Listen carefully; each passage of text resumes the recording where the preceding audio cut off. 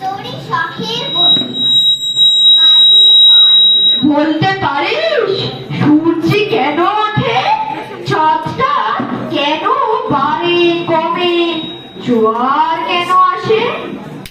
বৃদ্ধ মাঝি অবাক হয়ে প্যান ফেলিয়ে হাসে। বাবু বলেন, সারা জনম মরলি রে তুই খাটু, জ্ঞান বিনা তোর জীবনটা যে চারিয়ানায় মাটি। খানিক বাদে কহেন বাবু,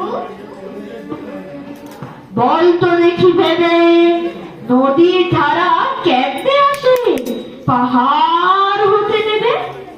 বল তো কেন লবণ পোড়া সাগর ভরা পানি? মাঝি সে কয়, আরে মশাই অত কি আর জানি। বাবু বলেন, এই বয়সে জানিস না ওটা কি?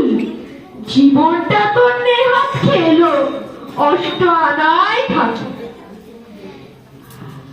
আবার ভেবে কহেন বাবু, বল তো রে বুড়ো কেন এমন নীল দেখা যায় আকাশের ওই চূড়ো?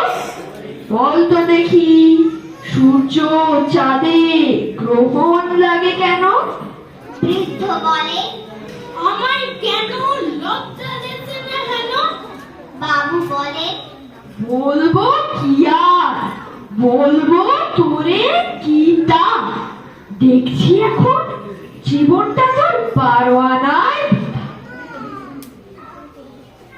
খানিক বাদে ঝড় উঠেছে, ঢেউ উঠেছে ফুলে।